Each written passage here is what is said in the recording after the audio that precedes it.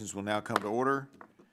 Chair now recognizes himself for 5 minutes for an opening statement.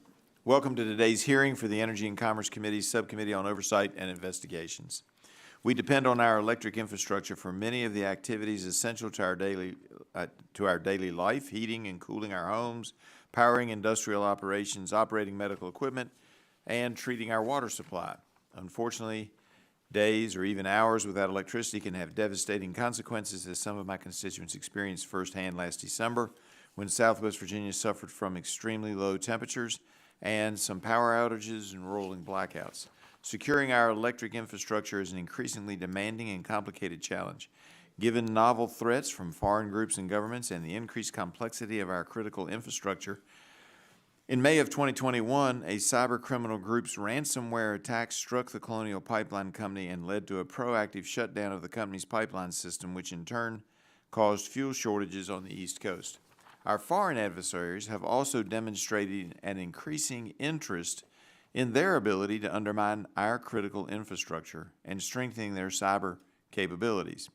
According to the Director of National Intelligence, Russia will continue to focus on improving its ability to target critical infrastructure in the United States. And China is likely capable of cyber attacks that could disrupt our infrastructure. In fact, just last week, reports emerged that Chinese-backed hackers have infiltrated email accounts at the State Department and the Department of Commerce. The proliferation of so-called Internet of Things or smart devices, anything from your television to an electric car, raises new risks for our electric grid. The implications on grid security have not been fully fleshed out. Additionally, last December, the Environmental Protection Agency published proposed greenhouse gas standards for fossil fuel-fired power plants, which could burden dependable resources such as coal and natural gas and force generation facilities offline, jeopardizing reliable baseload power. I have joined many of my colleagues in fighting back against these rulemakings and will continue to demand answers regarding this aggressive rulemaking onslaught.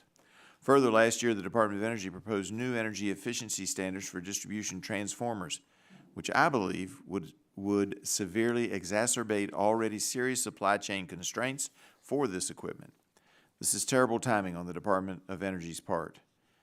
To combat this supply chain threat and potential danger to our grid, I'm an original co-sponsor of Congressman Hudson's legislation,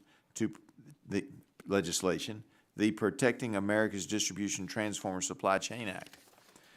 That bill prevents the Department of Energy from implementing new distribution transformer standards for 5 years, probing federal efforts to secure our critical infrastructure, exploring risks that need further attention, and identifying opportunities to enhance cooperation among stakeholders is an important task for this subcommittee.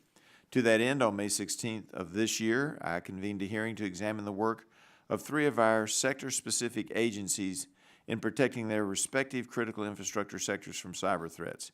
At the hearing, members of this subcommittee questioned the Director of the Department of Energy's Office of Cybersecurity, Energy Security, and Emergency Response on the Department's efforts to secure energy systems and coordinate with energy infrastructure operators to accomplish this shared goal. I hope we can build on that discussion today. We have more infrastructure security experts with us today to share their knowledge with us. First, we welcome Mr. Manny Cancel of the Electric Information Sharing and Analysis Center, or ISAC. ISAC compiles and analyzes security data for the electric industry, coordinates incident management, and circulate mitigation strategies among the various stakeholders. Also joining us is Mr. Sam Chanowski of the Idaho National Laboratory. As part of the Department of Energy's National Lab Complex, Idaho National Laboratory hosts research and testing to strengthen the electric grid and critical infrastructure security, among other activities. We also welcome the Honorable Bruce Walker, President and Chief Executive Officer of the Alliance for Critical Infrastructure Security, and who formerly served as Assistant Secretary for Energy at the Department of Energy. Finally, we also are joined by the Honorable Dr. Paul Stockton, of Paul Stockton LLC, who formerly served as Assistant Secretary of Defense for Homeland Defense.